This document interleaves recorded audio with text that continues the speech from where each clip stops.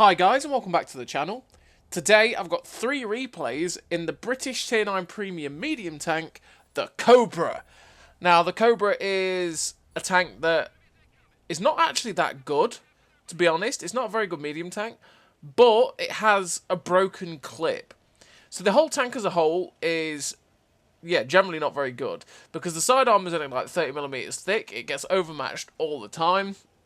The turret armor is pretty decent, to be fair. If you go hull down, you can ricochet the odd shell here and there, but don't rely on it because it's, not that great. It's got a pretty slow top speed at 40 kilometers an hour. It's just not that mobile. You pretty much have no camo, which is not great. And then you have pretty terrible shell velocity on both your heat and your HESH rounds, as well as really poor aim time at 3.8 seconds, I think it is, and then accuracy that's sort of okay-ish, but the derpy shell velocity and the terrible aim time makes it feel horrible. So on the whole, the tank is not actually that good. But the HESH clip, with 490 HESH with 210 pen, is pretty broken. Because when it hits and it claps, it claps. It's pretty gnarly as we take out a tier 8 light tank, although we probably could have done it in 2 shells, let alone the 3 that we ended up putting into him. The HESH clip is pretty broken because being able to do 2,000, nearly 2,000 damage to someone in one clip is so incredibly powerful. And like I say, with the speed with which it puts it out as well, a lot of the time there's very little someone can do if you just start unloading on them, especially if they're very lightly armoured. You just absolutely delete people sometimes, and it is really satisfying when it works. But naturally, it's got to be when it works, because the gun can be incredibly derpy and just sit there going, ha, lol, I could have hit that shell, but no. Or it just doesn't pen because hey chi, right? Either way. But when you do hit those HESH clips, it's so filthy and it's so beautiful. And honestly, even though the tank isn't that good, I absolutely love it. It's been an absolute joyous meme to play. I've just really thoroughly enjoyed playing it. Even, like I say, even with its flaws, I personally enjoyed it. It's one of those tanks that probably has a high skill ceiling because it's only good if you use the HESH shells. And you've really got to know what you're doing with the HESH shells to make it work. And even then, it can still let you down a hell of a lot. And, yeah, be really annoying. It's one of those things of just knowing where you want to shoot someone. So having in mind, when you are loading a clip, I'm going to be going up against this tank, I have to hit it here. I have to aim here. There is nowhere else I can try and aim to get it. And also picking your targets and putting yourself in the right positions to be able to use the clip. Oh, that is some fantastic driving right there. Well played, me. Well played. Yeah, it's just one of those things. So, yeah, if you haven't guessed by the title, as always, by the way, this is the 3rd Mark of Excellence video for the tank. I loved it so much that I just played it a hell of a lot and was like, oh, I'm nearly 3-marking it. Oh, I've 3-marked it. It's pretty much what I did with it. And I'm still playing it because it's just a hell of a lot of fun to play. Because you can just delete people. Although firing at people like Type 4 Heavies is not going to work, as you've just seen. So, in terms of a crew on the Cobra, I run Born Leader, Rapid Reload, Sixth Sense, Situational Awareness, Rapid Aim, Supply Conservation, Steady Aim, Snapshot, and Run and Gun. Now, I run all the gun perks because, well, this gun is incredibly derpy and you want to make it as good as possible. Rapid Aim to make that turret traverse way better and make it keep up with the track traverse because the track traverse is really good. And then Supply Conservation. Now, I did run Clutch Braking for a wee bit to make the track traverse even better, but then I started running Supply Conservation. Why? Because it's actually a pretty good perk to use. There's not often that you are going to use it because there's a lot of tanks that could do with like other things like track mechanic or off-road driving or other little things like that. You know, there's many different perks. So it's not a perk that you're guaranteed going to take on every other tank. But the ability on this thing, and I was thinking when I was doing it, I was thinking, what do I want on it? Do I want camo? No, not really, because it's got no camo, and I don't want to really rely on that, so I'm not going to do it.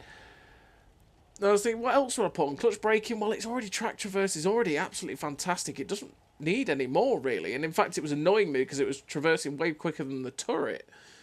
And it was like, well, let's try Supply Conservation. And actually, it's something like 49-second cooldown for the food. And that's really nice. That meant that I could keep boosting my reload with food a lot quicker in matches. It means that I could also boost the accuracy and the aim time a little bit more with food, even more often. And it brought the med kit and the repair kit back quicker. And actually, a 49-second cooldown as opposed to 60 seconds is actually a really big deal. And it's been really useful for me on this tank, to be honest. And it's been well worth having. It's up to you though. Again, with the crew, you can change it to however you want it to be. You can put whatever you need to on it. But I just ran it because it was like, well, I've not really got any other ideas of what to put on it, really. I mean, I don't really get set on fire that much in it, touch wood. And yeah, there wasn't anything else I could think of. So I was like, oh, you know what, let's just try supply conservation and go with it. And that's what we did. And yeah, like a 49-second cooldown is really good. In terms of equipment, I do run the optics, vert stabs, and a GLD. I run optics, obviously, to get my view range higher, because it has pretty poor view. It has 370 meters view range, which is poor. That's another thing that's poor about the tank. The view range is not very good at all. Add that to the poor camo, and it's just, yeah, not great. And then vert stabs, because naturally, 20% better accuracy, you really want that in your life. It pays dividends for a gun like this. And a GLD, because the aim time on this tank is so horrendously long, and you want to make that aim time better, because it's like 3.8 seconds. I think it was down to, I mean, you'll see it in the tank review, because I think I went over it in the tank review. I think it's like 3.6 seconds without the GLD, and then with it, it was down to like 3.2 or 3.3. Massive differences.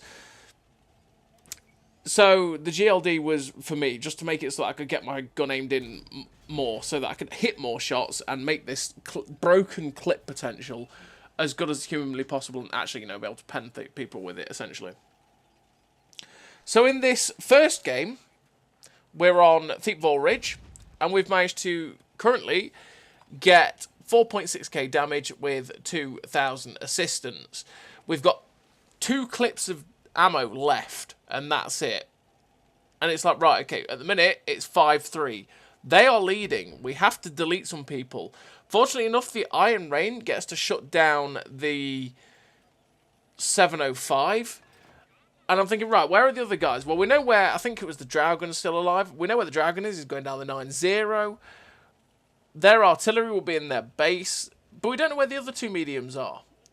Or the heavy and the medium, I should say. So, you know what? We're going to go up this hill towards our base. Because, quite possibly, they're going to be heading this way. Because I think the last we saw of them, they'd killed someone along the 1-2 line. So, naturally, the next course of action for them would be to go to see if they can get to our cap and cap it. And even if they weren't doing this, even if they hadn't been spotted somewhere around that area, we'd still clear out the cap anyway and go this way. Because we don't want to get halfway across the map towards their cap and then find that they're in our cap, right? And then because this tank is slow, you're going to struggle to get back to defend your cap. So, yeah, you just clear it out. And lo and behold, as we're moving along, the Dreadnought gets spotted up. And it's like, well, hello, Mr. Dreadnought. Just let me get up here and dump my clip. He's going to be looking at my friends, which means we can just come along. And the power of the Hesh. A lot of tanks would have probably needed 2 shots to kill that guy, but 478 straight into the Dreadnought finishes him off. Just like that. Bang. And that is just how powerful the Hesh is. I mean, it's the same as if you run it on a Dragon or on the Earthshaker at tier 8 or the Charioteer. When you pen it, it is so delightful. And having it on this autoloader, or on the 771 even as well, being at tier 9, and having it on this autoloader, and how fast it dumps the shells out, and how fast you can catch people out, it's just filthy. And it's so satisfying when you do manage to catch people out with it. So we're now going down the HJK, because there's still the 2 medium tanks and the artillery left, and it's like, well, okay, we don't know where they are. We know that, I think it's the Dragon was still along the 9-0 somewhere. He's probably camping on the hill at E9, waiting for someone to get spotted, or try and spot someone, right? And we're just waiting to, we're just moving along, basically. We're going towards our cap, because we know where the artillery is for sure. That is the thing. We know where the artillery is for absolute sure. He's going to be somewhere along at like JK0, you know, in that little dip where artillery tends to hide. And in fact, actually, he's got spotted directly in front of us. So it's like, well, we can just go there and see if we can get the artillery out. I mean, we've got a TD that's covering the middle that can spot it, and then the TD F7 or 8.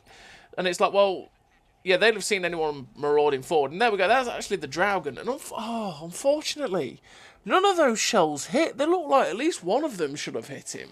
But unfortunately, we didn't manage to hit the Dragon, and he's still alive on top of the hill where we thought he might be. And there's the 50. He's the second guy that's left alive for the enemy team. And he's on very low hit points as well. The likelihood is both tanks are exactly the same. I don't naturally have to pen them to kill them. I'll just have to hit them, and I'll splash them to death. And that's what we need to get, really. So we know where the E50 is. We're nearly loaded. I was thinking of going up on the left, but then it's more than likely the Dragon will be able to shoot us, so we don't want to do that. So instead we're going to go up on the right and try and get the surprise drop on the E50. Like I say, we don't have to pen him, we just have to hit him, and we'll kill him. As long as we don't like hit the end of his gun or something, we'll be alright. And there we go, the E50 gets spotted up, and we just plant the shot straight into him and finish him off, because Hesh and HE splashes. 120mm gun, it's going to splash him. And there's the Dragon with his 10 hit points. He's YOLOing it directly in front of us, and I see the chance. I'm like, I've got 3 shells left, you know. Let's cheese it. Let's cheese the Fadens. Risky business with such a derpy gun, but it doesn't matter. We managed to slap the shot into the Dragon and finish him off with our last shell in our tank. And finish the game with the victory, the 6 kills, 2,000 assistance, 5.2k damage, ace tanker, the Fadens, the high caliber, and the top gun, and 1,881 base XP. A really nice game for the Cobra, really good game. Managed to claw that back from a position that was looking pretty perilous, to be honest. It wasn't looking good at one point. And we're on to the second replay, and this second replay, we're on Redshire. It's a tier 10 game, which is not necessarily the best thing to see in the Cobra, because our 210 pen obviously doesn't mean that much in a tier 10 lobby.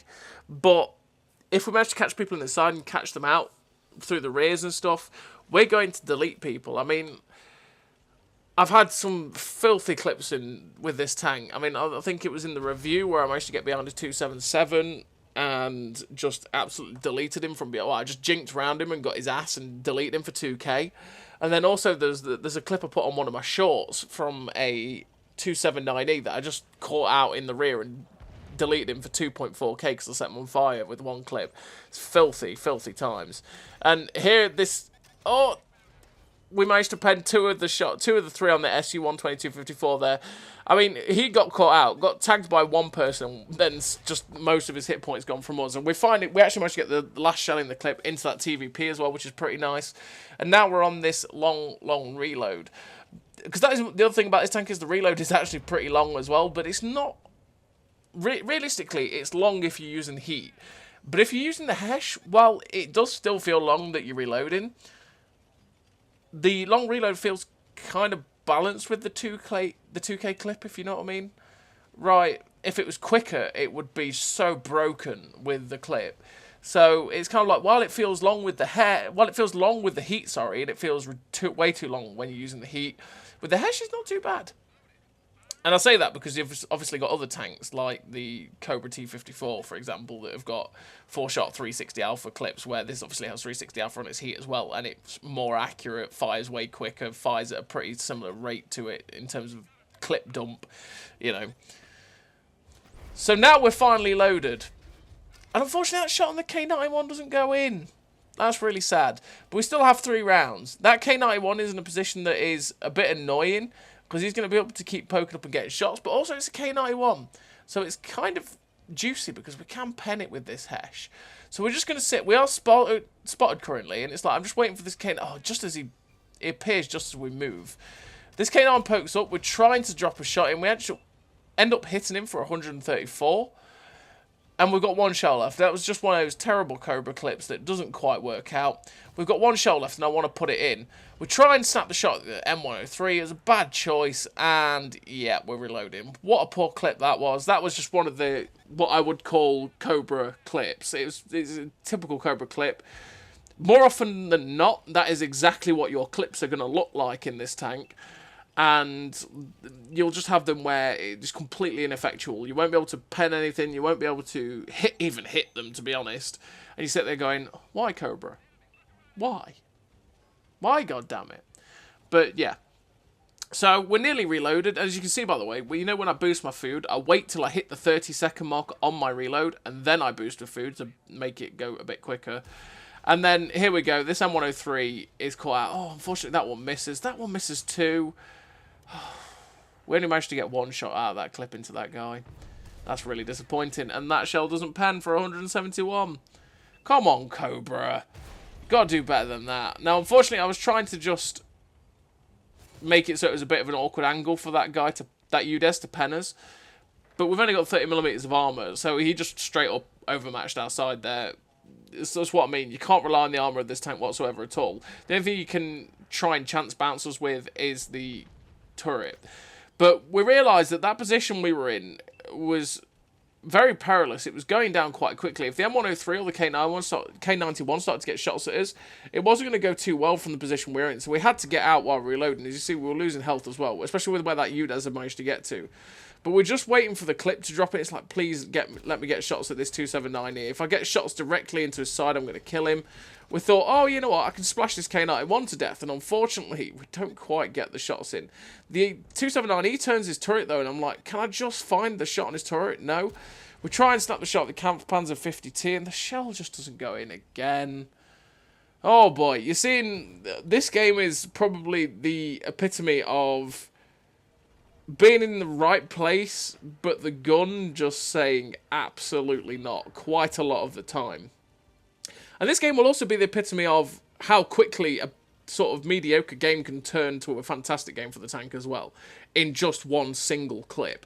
Because it can be like that. You end up firing 4 clips and doing like, because I was saying this to Swindle when I was playing it, it's like, you end up firing 4 clips, really disappointing clips. You do like 1900 damage, which is 1 pen on average out of all 4 clips, which is horrific.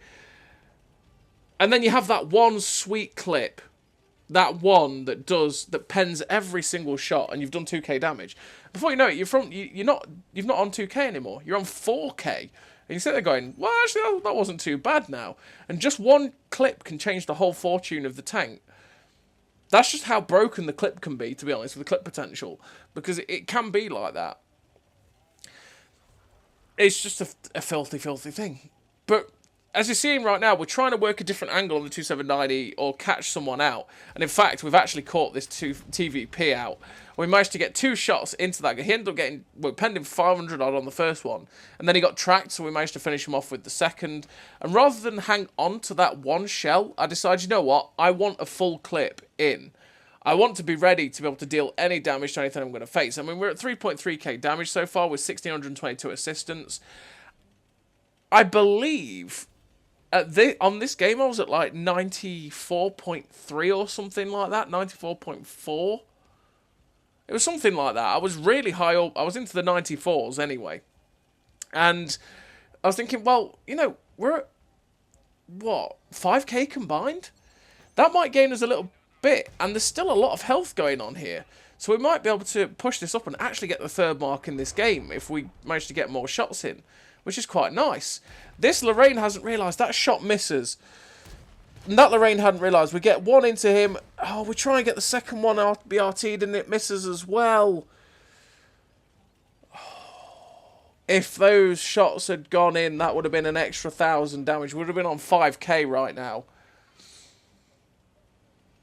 RNG, the Cobra, and just a bit of bad aim, really. I should have aimed them properly and not RBRT'd. All mixed together means that we're actually about 1,000 and a bit less damage off than we should be. And I'm thinking, have I blown the chance to get 3rd mark? I still think I possibly could have it. But it's like, have I blown the chance to get it yet? I don't know. I need to aim better. And we're nearly loaded, so it's like, well, I'm going to get this damage on the Jagdtiger. That one misses! Oh, just aim better, you scrub. We managed to put all the final 2 shots into the Jagdtiger to finish off his HP. And then we finish off the Lorraine, which is nice, which puts us up to 5k damage. Just aim a little bit better, you scrub, and you'd have a bit more damage right now. And we're at 6.6k combined as well, which is going to be a hefty increase on our mark, which is nice. And I'm thinking at this point, if I get the artillery, I've probably got the 3rd mark, which is great. And I'm like, okay, here we go. Artillery. We're the only ones that's getting in. The only thing that can rob me at this point is our own artillery. And actually, to be honest, even if that happens, I'll probably end up spotting the artillery. And our artillery will give me the assistance. So we come over, it's like, hello, Mr. Artillery. We RBRT, but we actually hit his gun. And the second shell finishes him off. And we finish the game with about 7k combined. And finished with the victory, 6 kills, 5.5k damage, 1600 resistance. Like I say, 5.5k combined. Look at that. Top Gun High Caliber at 94.97 with 2.3k base XP, by the way. That's a really high base XP game. A really good game for the Cobra, and it really showed the epitome of the tank, to be honest, because there were so many clips in that game that were absolutely dreadful, and yet we still managed to come out with a pretty good game because we managed to get a few good shots into people, right? I mean, on average, we were probably penning 1 or 2 out of every clip, and just out of positioning, we managed to get the chance to be able to keep pulling back and reloading and then getting to dump another clip. And we're on 94.7, and this is the game directly after it. I know we're on 94.97. I'm thinking, with the way it's been going with the Cobra, I'm probably going to need 4k damage. And 4k damage will be enough to just cross that line. We just want to cross the line. Because 3-marking these days is incredibly frustrating. And if we don't get near that line, we'll probably drop like 0.4, 0.5, just because of the way it is. Like, you can have that really good game, go up not much, and then do like 2.5k damage in this tank, and then drop 0.6, and you sit there going, oh, cool, nice, thanks game. So we want to desperately cross the line. Although, to be honest, I wasn't that stressed about it, because, quite frankly, I've enjoyed every single second of playing the tank, because it's just memes. And especially when you see FE4005s and you think, lunch, right? So I wasn't really that stressed because I was really enjoying it. So it was like, you know, the more I don't 3-mark it, the more I've got time to try and 3-mark it and enjoy it, right? And it's just the way I was thinking about it. But you still want to cross the line. And if you get that close to 94.97, you want to finish it. And we've got Assault on Heilbronn, which is a horrific variant of a Heilbronn. Why is the cap in the town? Why did we get only 3 lines of the whole map? They get the whole rest of the map. It's horrendous to play.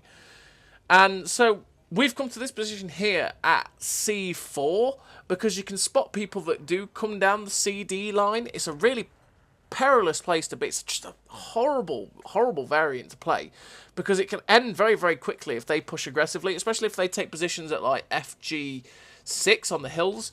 Then you can start getting crossfired, which is not nice. We started this game with 1 clip, which we managed to do 530 damage. And we spot this heavy tank behind us. It's like, right, okay, let's see if we can go catch him out and dump a clip. It's actually a T-57 heavy, which is not good.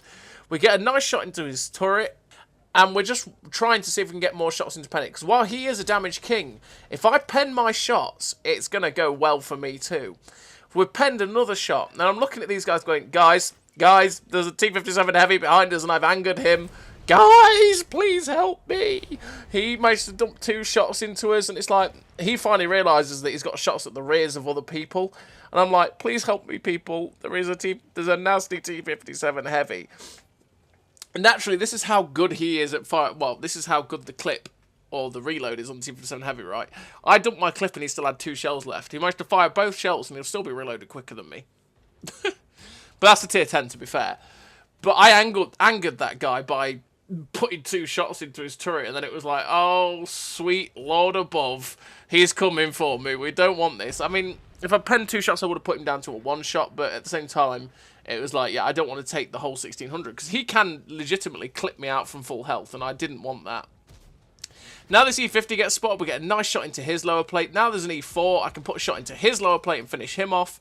Progetto 65, we try and put 1 shot in, misses. The second shot goes in for 500. Nice. Just like that, we're up to 2.7k damage. And it's like, right, that was a decent clip. 1 full clip, and I will probably have the 3rd mark of excellence quite easily. You can see they've gone straight into the town. They're marauding in there. So it's like, okay, we have to go back and defend. We have to get back in and defend. What I'm going to try and do is get up behind these heavies that we spotted along the 1 line. Because all their team seems to be going up that 1 line. So we want to try and get up there, get in behind them, and get some shots. Or get shots at this T68. And then just as we round the corner, it's like, oh, crap. That's a Super Conqueror. Well, you know what? This is the legitimate opportunity where we can get the clip that will give us the third mark. So we're making sure that we're penning these shots. Unfortunately, the first shot didn't go in, but we do manage to pen the last couple of shots. And I'm sitting there going, that's got to be enough, right, to move me over that line. 4.4k damage. Fine. That was horrific timing with that Super Conqueror, and we did end up losing that game. But, as you can see, 95%, it literally moved us up 0.03 to get that 4.4k. And we've got one kill. And unfortunately, it was a defeat on the third mark of excellence game. Really horrendous timing with that Super Conqueror. But it was also the perfect tank to face because we could dump the whole clip into his lower plate. So as always, everybody, thank you very much for watching. I'll see you next time.